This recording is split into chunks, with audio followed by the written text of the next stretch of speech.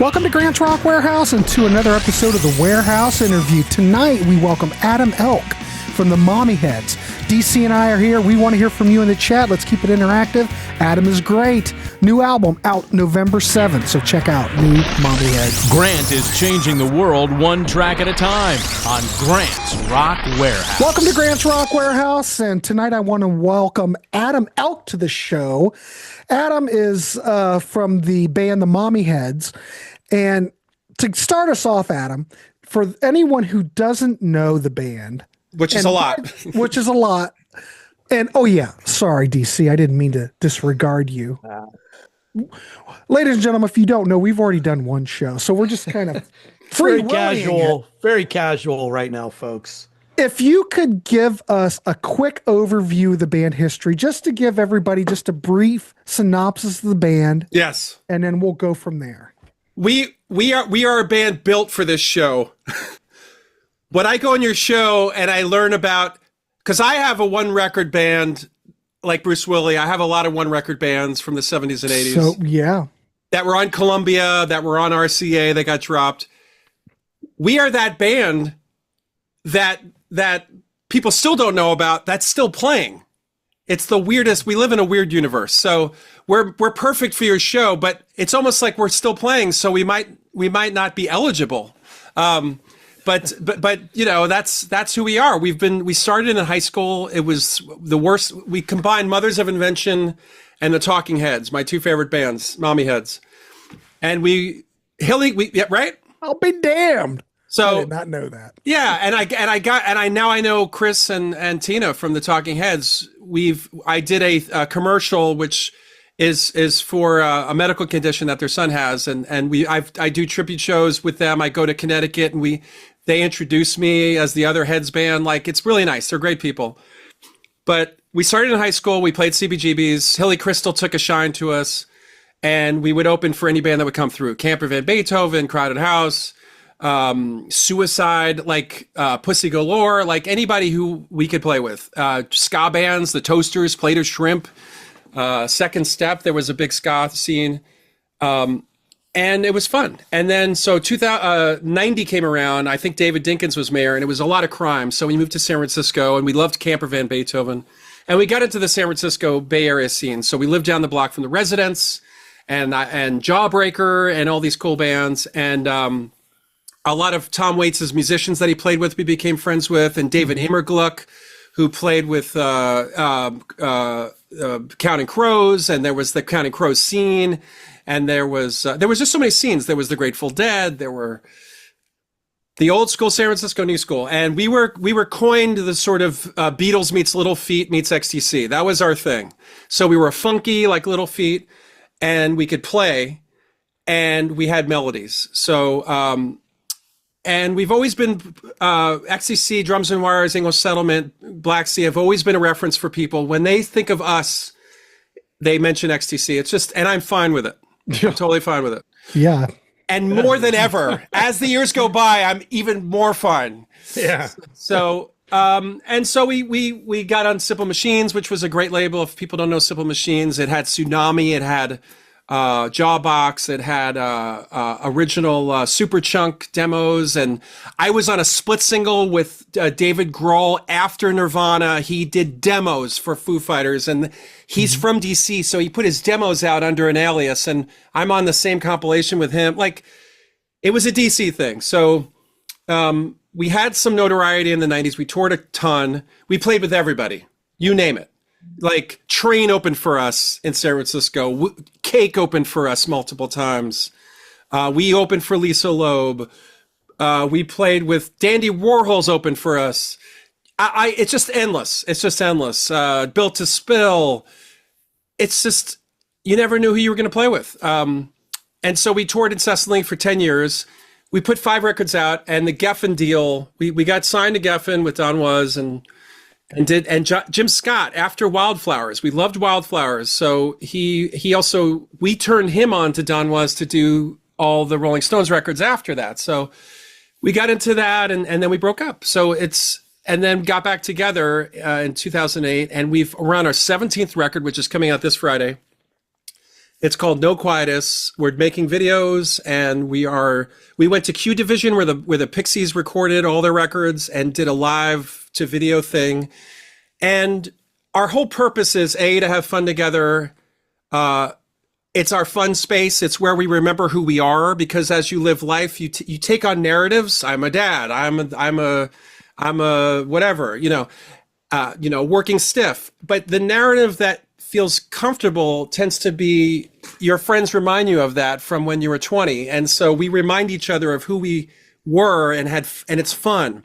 And number two, I feel like we're keeping alive a certain type of music, which is organic and new wave-ish and song-oriented and singing-oriented and playing-oriented. And it's what I'm proud of being I'm a proud Gen Xer.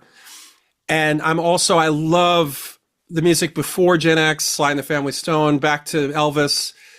And so I love the baby boomer generation for music. And I also love after. I'm not a big fan of 90s, 2000s. I don't like when drums just went, I didn't love all the singing that was like gargling, like, yeah, all that stuff.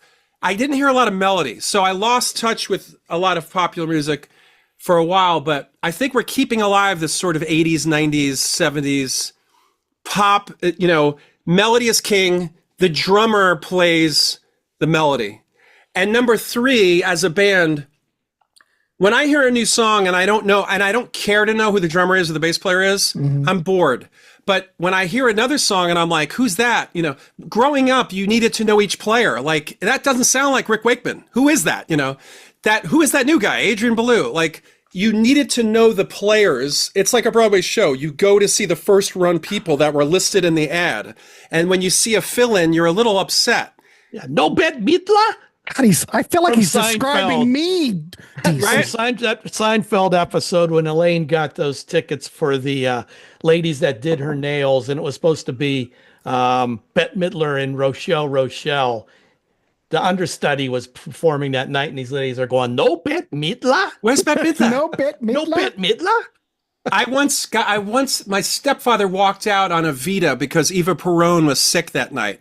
And I just wanted to see it. I was a kid. And it was like, he's like, no, you need to see Perón, right?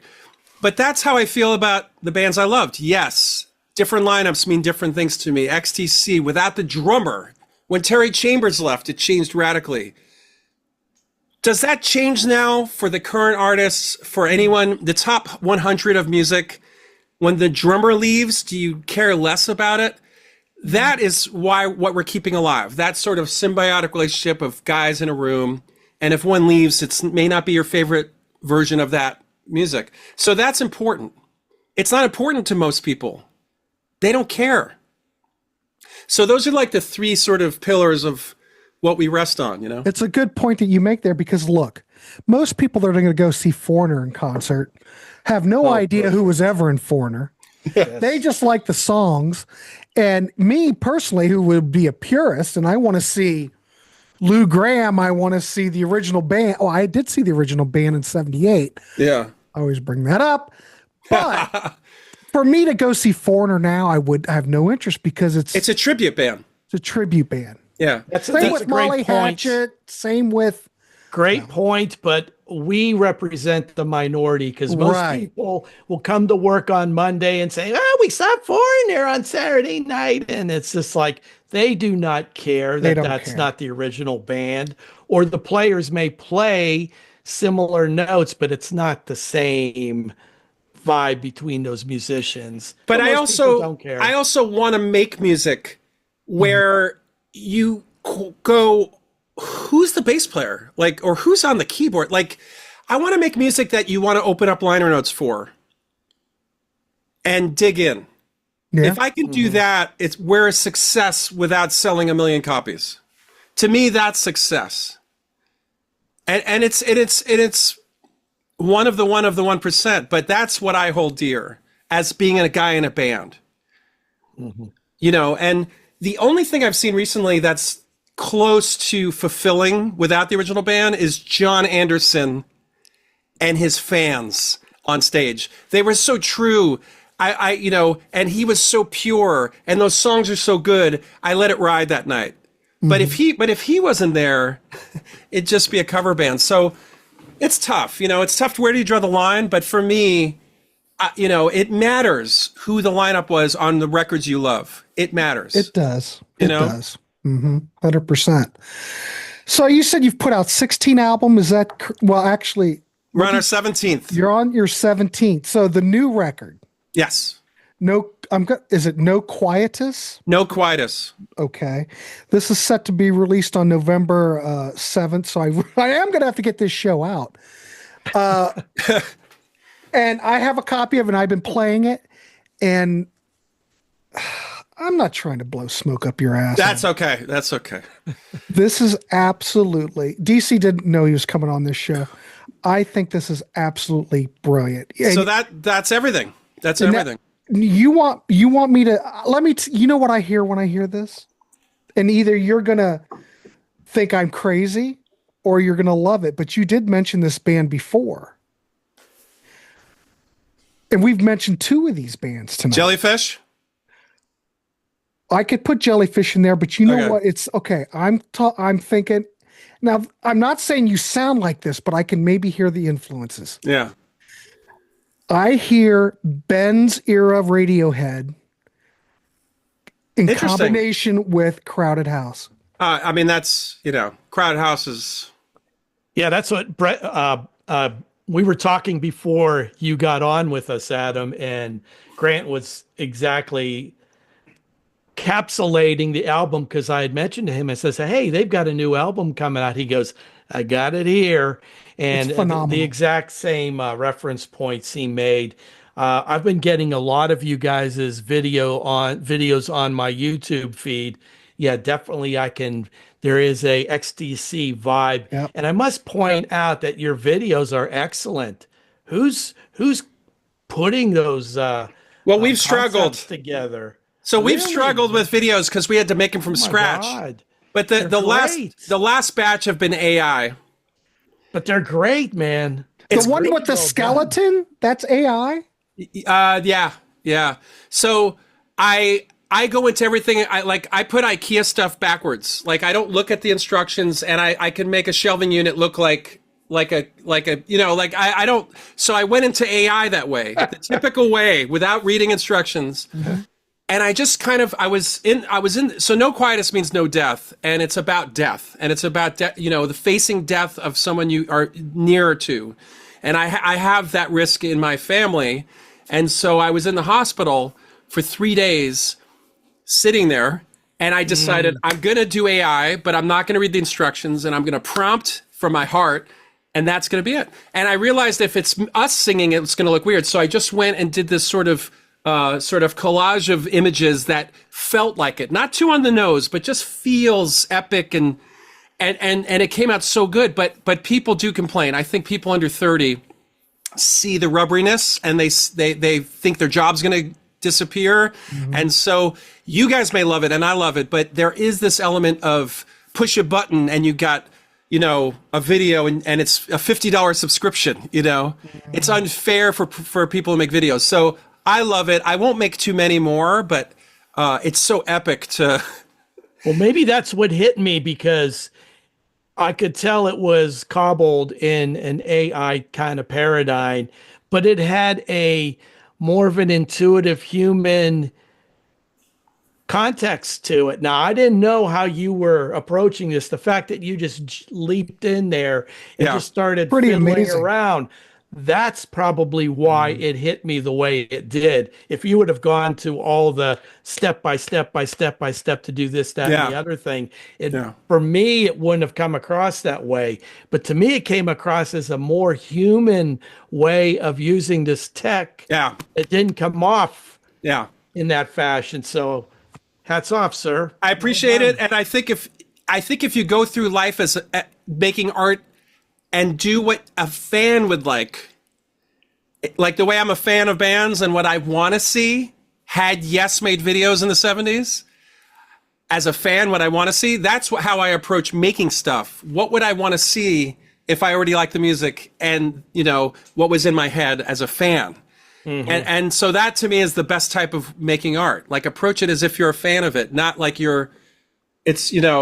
let me be professorial, You're and detached from it. You're as involved as you could be because this is a love. So, yeah. So I appreciate that. But people will have an issue with it. I know.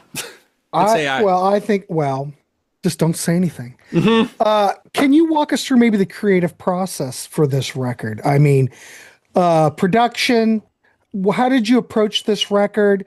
Are there any challenges that you had with this compared to like the previous records? You're many albums into it. You're still finding inspiration. Yes. So first off, paying bills is hard. Tying my shoes is hard. Driving the kids to schools is hard. Making a record's easy. This is for me. Getting together with the guys, cracking open beers and rocking out, fun. So the process is not hard.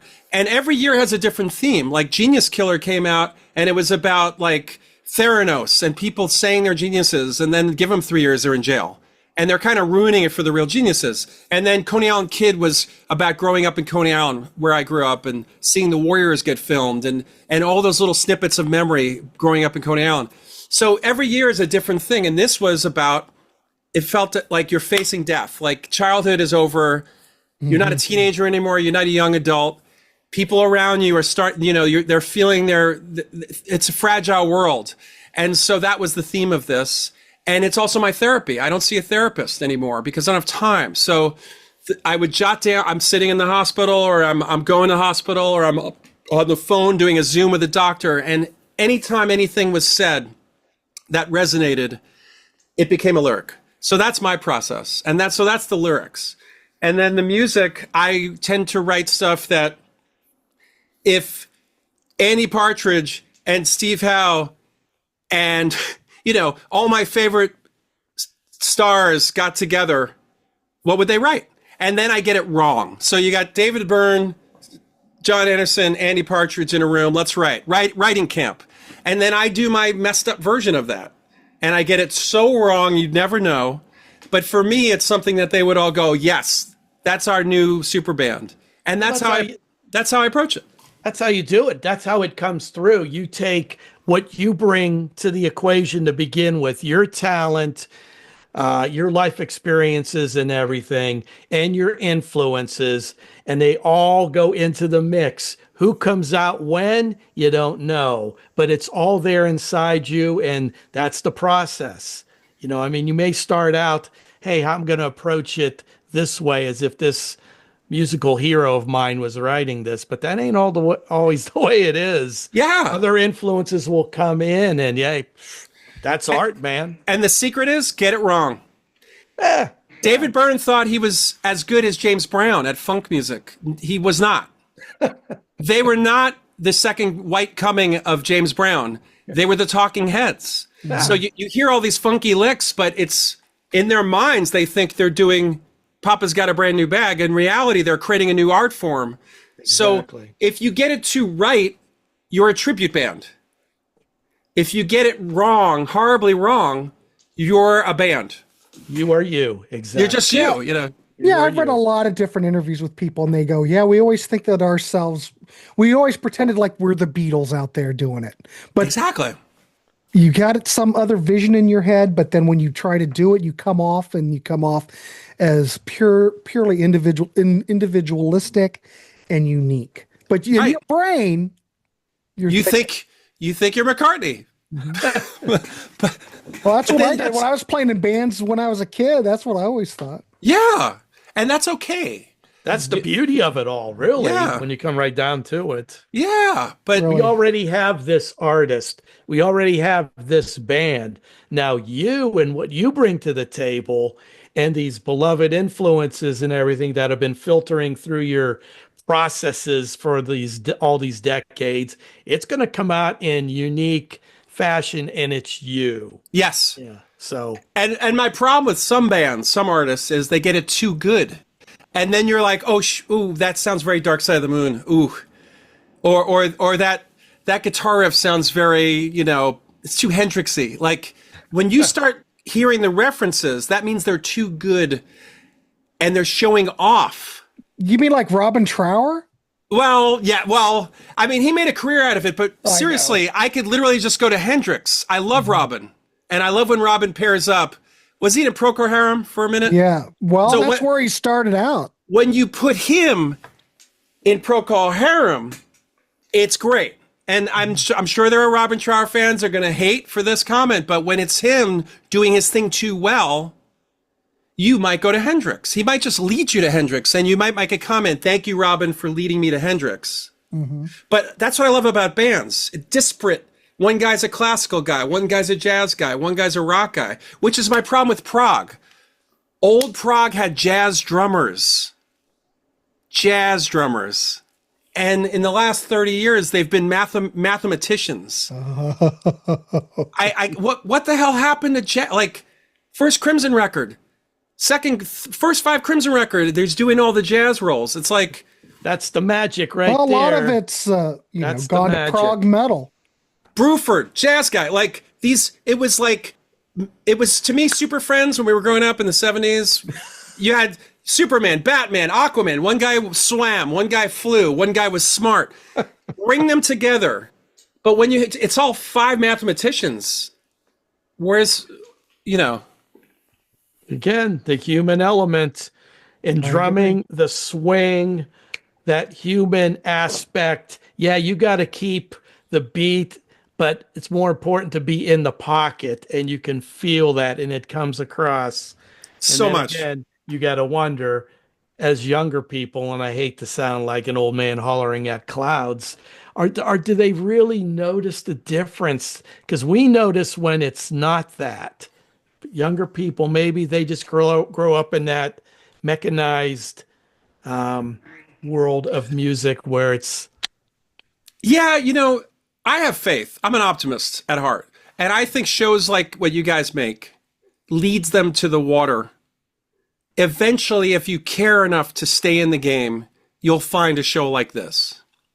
And you may start out liking the mathematician version of prog or mathematician version of pop, which is what's happening, with not a lot of soul and too perfect. But if you care enough, you will eventually get to shows like this. And you'll hear something and you'll go, who's that? That's the whole goal here. And if you guys are part of the rabbit hole, if you're one of the levels, lingerie, Warehaus, like if they could just stop at your show, they'll learn something. But to assume they're going to get it off like right out of off the boat, it's not going to happen. They're going to get what they're fed in their feed, and that's okay, Mm-hmm. I'm just curious, Adam. How did you even stumble across Grants Rock Warehaus? Well, we have Roy, who goes to the Cruise to the Edge, Prague Report. Yeah. We have Ken Weinstein, who's our main publicist, and he's got Porcupine Tree and Steve Wilson and Robert Plant and the Kinks, and he's huge. And he always says to me with every record, no one's going to respond. Are you cool? And I'm like, yes. So, but he's like, it's kind of progressive. And Roy knows the drummer of Dream Theater, and he can send stuff, and you could get a reaction from these guys. Mm-hmm. And I'm like, great. So Roy had a nice Prog Report review, and I said, hey, would you like to help us? 4 or 5 records ago, he sent out a thing, and the response was better than the pop pitchfork people. And then he's like, hey, you got to hear about Scott, and you got to hear about Grant, and you got, and he's got a bite from a big England, the prog people in England, he's got a bite from them, so that's kind of cool. Yeah, I didn't know you were going to go on Scott's channel here. I don't know if you've been on. Ian Fortnum reached out from Future, like prog, so he has all these people that trust him.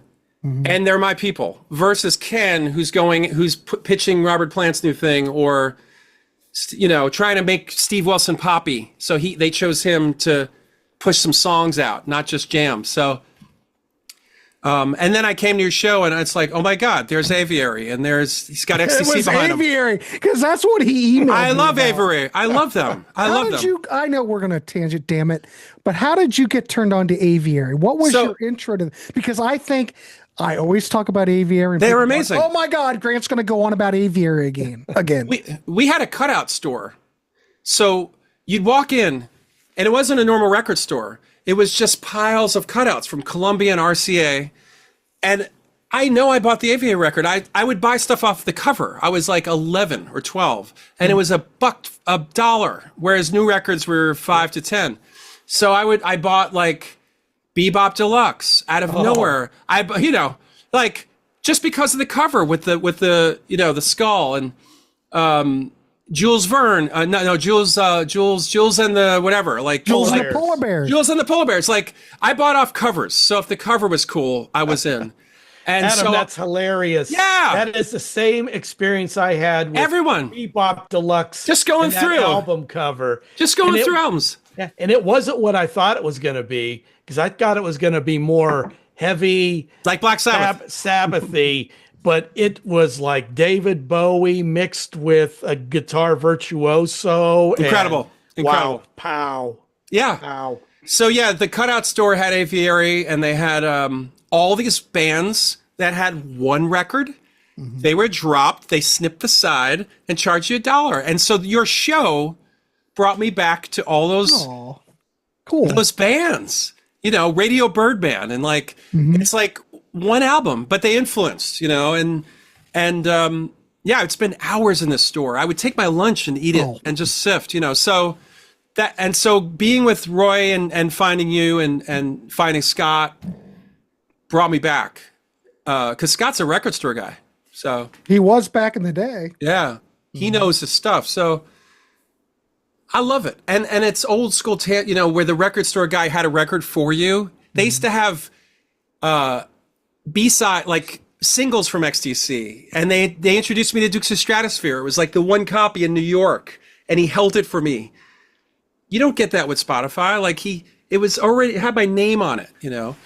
Fraternal Order of is it Fraternal Order of Love? Do you know that? Oh, late 90s, where it's very Beatle-esque. Andrew Gold. Andrew Gold, it was a genius. He's all over Ron Statz records. I mean, the guy was a pop master. Mm-hmm. And but that's incredible. If anybody out there likes the Dukes of Stratosphere, it's incredible. Like that, it's like that. Yeah. But Andrew Gold, absolutely brilliant. Yeah. He there's not a lot of listeners for that, but Andrew Gold's hits have the listeners. Do you ever look at the video? There's a video of them. They had a band where they played Birds covers. That's so good. Okay, you can go out and look at Andrew Gold Birds. It'll find up. I don't know. They were at some club in L.A.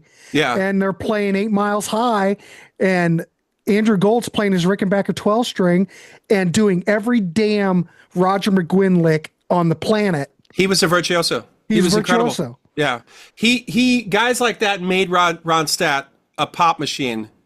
Mm-hmm. There's footage of her in a studio, and it's live, and he's singing and playing, and it's perfect. There's not a note out of place. It's phenomenal. Brilliant stuff. And I think Andrew Gold, you kind of look at him, he put out those, Lonely Boy and all that. He was a lot more than that.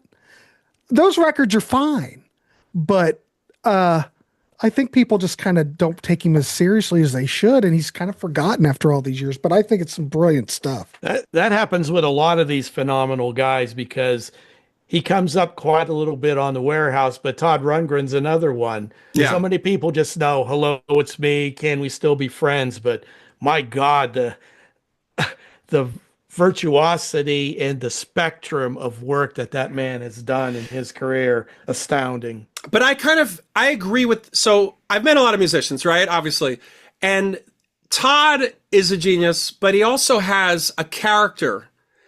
He is, you cannot break him down. He knows how great he is. Mm-hmm. He knows what he's selling is great. Mm-hmm. And he's so confident that those records, he would have made those records hell or high water. Whereas a lot of other artists are insecure and they don't think they're good. A lot of artists think they're just not that great. I know. And so Todd's best asset for us is his confidence, because we get to hear all those records. But so I agree, like Andrew Gold could have made a bunch of Todd Rundgren-esque records. No, he could have done anything. Easily. But he was a big Beatles fan. He did that one album where he did a whole record like the Beatles. I think he was probably, life gets in the way, your own personality, your own demons get in the way. Todd was single-minded, focused, didn't let any demons get in the way, and that's his best asset. believe it or not. And guys like Adrian Belew, who I've adored since I'm 11, same thing. You can't break them. They will not be broken. If you put them in Attica, in the worst part of Attica, in a holding tank for a year with no sunlight, they'd come out and make a great record. You can't break them. That's a great point. Their character is the best part of, they just know they're great. But Scott, there's so many great musicians that made one great record, and we saw them live, and we know there's more out there. There should have been more. Question: you fan of the Bears?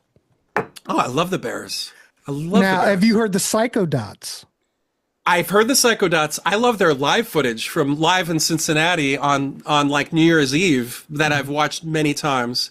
And the lead singer sings spot on. And I think they were an Ohio like craze. Well, the Psychodots are the Bears without Belew in it. Right, right. Yeah. But I think it's every bit as good as the Bears. Might even be better. I love the Psychodots. Well, you're from Ohio, though, so. Yeah, but I've seen them play in Cincinnati a couple of times. But it has nothing to do with that. It's just the fact that it has that Belew tie-in. Yeah. The Raisins used to be, the Psychodots used to be the Raisins. Raisins, right. Which were phenomenal. Big. It sounds so geeky, right? It's like Psychodots with But like, look, Ohio's incredible, right? Yeah. But those Psychodots albums are freaking unbelievable. Their lead singer, Rob Fetters, has a pretty healthy solo catalog that has got a lot of really fantastic tunes to be discovered there as well. I'd love to hear it. But think about it. Think about Rob Fetters, such a great guitar player, playing in a band with Belew, who's phenomenal. Yeah, it's incredible. And them trading licks back. It's incredible. Forth. I mean, these guys are just. I just love the Bears. I love Psychodots. I love it. Watching Belew play music, watching him physically play music, is so rewarding. His body language is at peace. Like, he's in the happy place, and he could do the most complex frame by frame guitar sing. Nothing affects him. He's just spills music out, and he creates new pathways for us. He creates new synapses for us. It's been such a joy to be in the same world with him all these years, and he's on this cruise to the edge. I may have to go, but every city had a Psychodots. Like, there was a band called Off Broadway from Chicago. Off Broadway from Chicago. That was their Psychodots. They were better than Cheap Trick for a couple of minutes. Did you ever hear the unreleased? This is, ladies and gentlemen, we're on a tangent. I'm serious. Did you ever hear the unreleased third album that Rick Nielsen produced? I have, and it's incredible. It's incredible. It's incredible. I mean, they should have been huge. And when he had all the hair, like, but every town had this. We had the shirts at CBGBs, and, like, we all had great bands that people don't know about, and they'll never know, So it's a crusade to get people to hear it. We had a band called Polyrock that was produced. It was like 2 records, genius. So, towns have their own Psychodots. Every town has one. That's a great point. And that's part of the crusade here, Adam, with Grant's Rock Warehouse, is there are so many undiscovered gems, whether they be bands or solo artists. And no matter how much of a fan you are, how long you've lived, there's stuff that's going to pass you by. You can't take in all of it. It's impossible. No. Yeah. But between all of us, we try and fill in those gaps and try and expose folks to music we feel like really deserves their attention. So I love it. I mean, there was that biography of Van Duren, who made a record. He was at a Big Star Country in Memphis, Van Buren or Van Duren, and he had a whole movie made about him because someone liked him. And his tapes were in a basement in Connecticut. He had a bad deal, but the guy died, and the daughter gave him the tapes, and now his record's finally coming out. And it's great. I mean, there's more to life than what we've been given, right? I mean, it's amazing. There's so much, and I still this whole channel, I have so many people that come on and people try to turn each other on. It just seems like a good community where I find something new every day that I need, like the stuff you turned on to me today. Yeah. It's gotta have it. I know. Exactly. It's just awesome that when we can get together and talk music and trade ideas, it's wonderful. And that's the whole goal here, Yeah. But I was just curious. You've been pretty much the creative force behind the band, the entire, I mean, did you start this band or was it just... Yeah, I did. We had a bass player and I tried to be the Eagles for a minute where we had half and half. I thought we could make twice as much records, but then he got hooked into drugs and so in order to become a touring act in the 90s, we needed to streamline, and I de facto became the writer, the main writer. And Michael Holt, the keyboard player, will bring in a song or two here and there, and they're just gems. But he also does classical music, and it's not totally his bag. I am really driven by finding a perfect melody and a perfect song. So I just, for me, if I could write a song, I'm good. I'm good that week, you know. So, I've been the pusher guy. Every band has a pusher guy. So I'm the sales. You know, I'm out. You're in the Paul field. McCartney of the band. You're the McCartney. Going.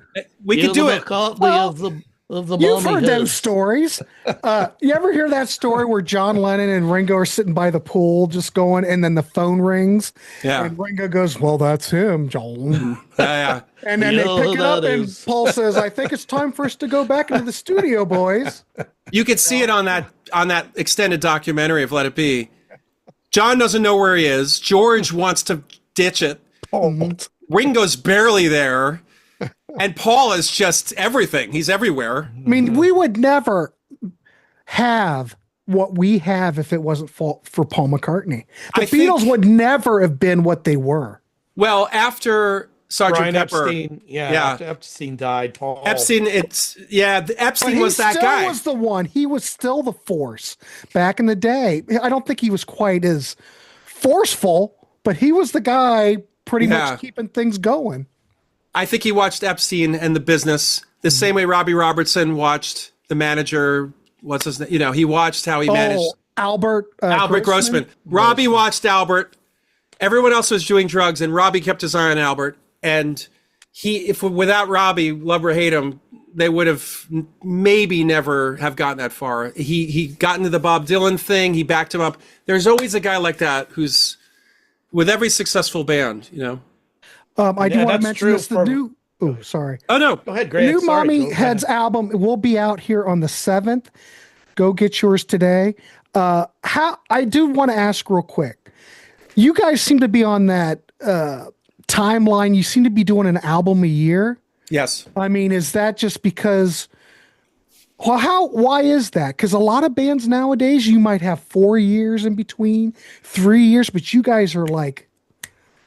Is it just because you're driven? You've just got all this music inside of you and you're just writing constantly. You just got to do it. Is that your motivation? It just feels really motivated. It just feels good. It's therapy. We hang out and talk about our relationships with our wives and girlfriends and our kids. I mean, we get together to hang. And then the icing on the cake is we get to play. And, you know, it's like therapy. It's timely. I also don't hear a lot of music out there currently that I like, so I just make it. Yeah. I just make stuff I want to listen to. Good. You know, it's like, right. Yeah. It's just like, I hear these like, you know, I see them on talk shows and they're talking, and I go and listen. I'm like, that's it. So it's really self-serving, but we do have a small community that cares. And when one person goes, you know, I went to Japan. And I played a song about divorce. And there was a guy in the audience. He took a train all the way from wherever, Osaka or whatever, to Tokyo. Oh, no, Tokyo to Osaka. And at the end, he goes, I'm glad you played that song because I just went through a divorce and I had tears coming out of my eyes, feeling for my kids. And I'm like, that's why I flew here. Like, it takes one conversation. And I thought no one understood me. They were just humming along. But he was really waiting for that. Actually, before I even showed up, they asked people who bought tickets. People who bought tickets submit the songs they want from the artist. That's how intense it is. So I had to learn songs from the Geffen record. I hadn't played them in 30 years. But that kind of intensity, I love it. And so I feel like, yes, there are people out there, whether they're one person or 5 or 10 or 20, great. And then we do it for ourselves. And I like the schedule. It feels like a season. It's like it comes out in the fall. It's autumnal. We record it when it's cold in the winter. We get to learn them in the spring. Like, it feels like a cycle of life. And the easy part is writing. I love writing. The second thing is I became a jingle writer to make money to pay my debts from Geffen, trying to be a rock star. I can't remember jingles I wrote last week, but I remember every note of a song where it comes from the heart, because jingles are mine, you know. So like if someone says, what's on the air that you have, what commercial, I'm like, oh, I got to strain. Like, was it Huggies? Was it Pizza Hut? But I know every note of every, you know, these songs, when it comes from the heart, it's different. And I also realize my grandkids, my kids don't go to you and say, tell me about you, Dad, or grandkids are just going to think you're the old guy who whips out a Hershey bar and spoils them. But 30, 40 years from now, they're going to whip out 20 records from Grandpa, and it's going to be a rewarding thing. And so that feels really like a communication to another generation, you know? Yeah. So there's a lot of levels that it feels really great. And like these, you're taping these, they live forever. YouTube takes them down. Well, if YouTube doesn't ruin everything, but this lives. If we don't have like a solar flare and takes everything out, we're okay.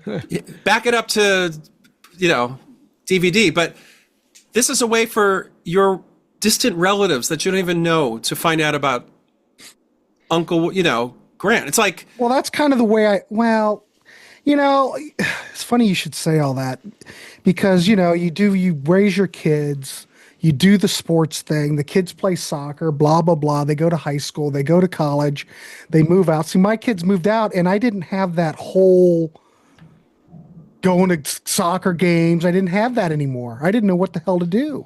I was at a loss, and I thought, well, Griffin moved out. Damn, take over his room and build an empire. And yeah. I thought, do the YouTube thing. Are you going to find a doobie behind that XTC record from when he was a senior? Well, all these are my pictures. So. Okay, all right. Like in the wall, between the bricks? This is funny. Most of these promo posters I bought back in the day, and they were just all in a tube, and I went and got them dry mounted, which is probably a sin, but... I love it. But Marshall Crenshaw... Oh, I love Marshall. But I probably shouldn't have dry mounted that REM one, because that REM poster's kind of worth some money. Oh, and the King Crimson. Oh, King Crimson, the tubes. I saw the tubes recently. They were great. But yeah, that's, you know, it's awesome. But you know what's funny? Not to talk about myself, but it's like I've got shitload of vinyl. I have a shitload of CDs.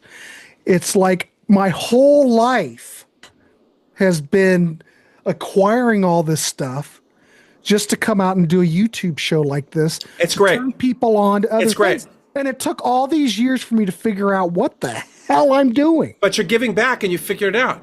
I have a great story. So my mom, her last husband passed away. So she's dating a new guy named Sal. Sal's great.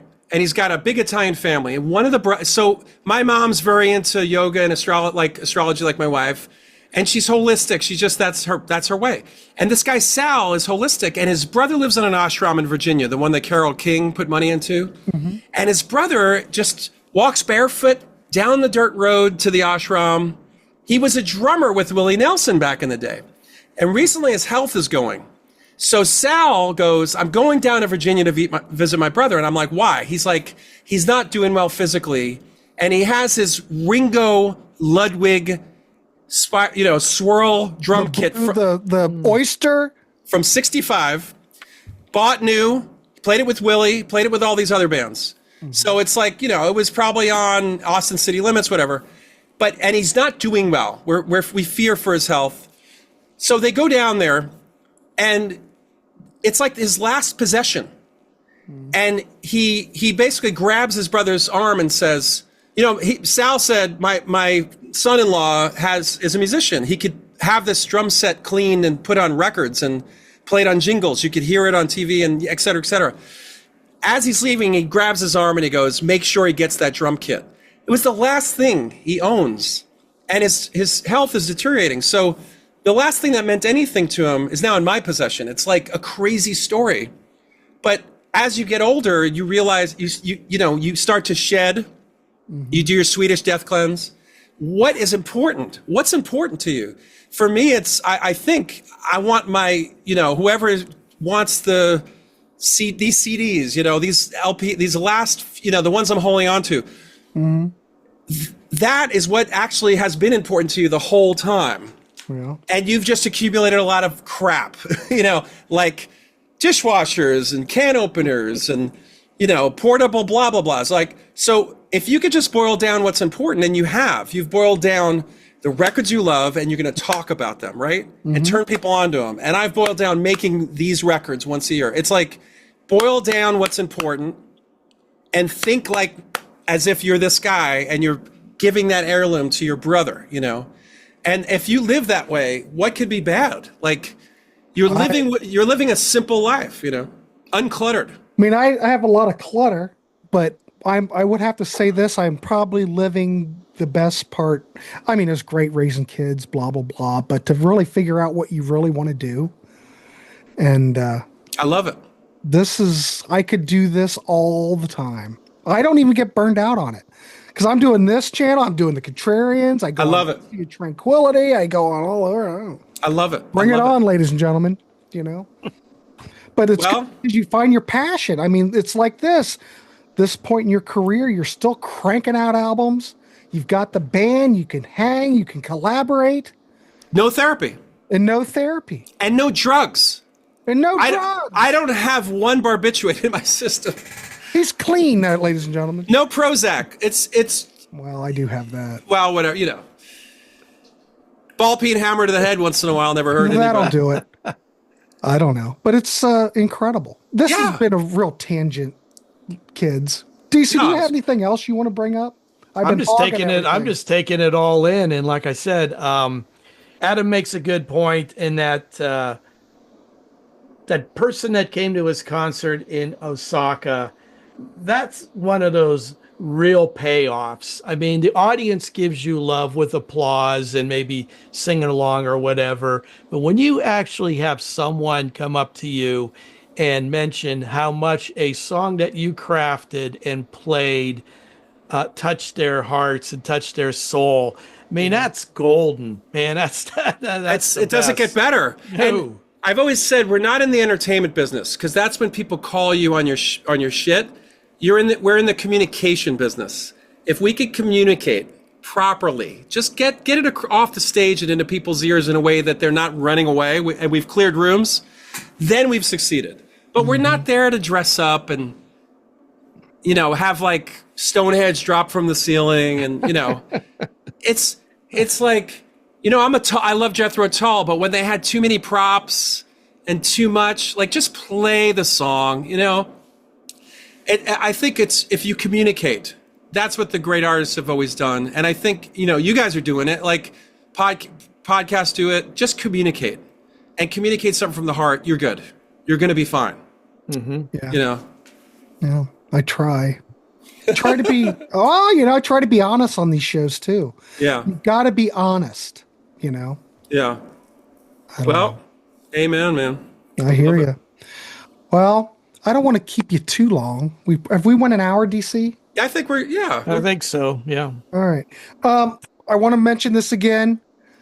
The new Mommyheads album. Where can we get this, Adam? Where can people go? Where can they hear it? Where is this? It's going to be out on the 7th? Yes. We have a Swedish label that makes LPs. Okay.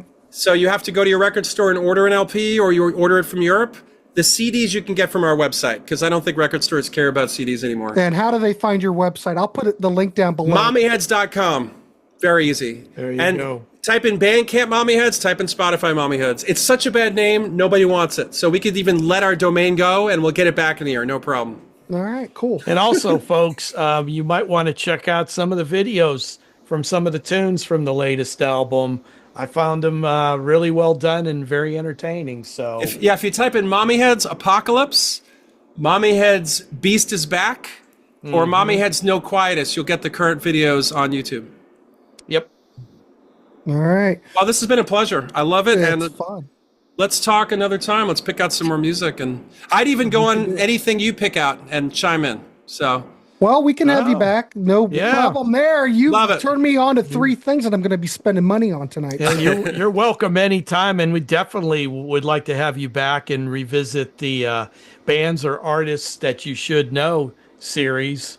Love it. We're trying to get some other folks into the mix. And man, you're a great guest, and you are in the biz. Which and adds by the another business, we layer. do mean the industry. The industry. Yes, whatever's left of it.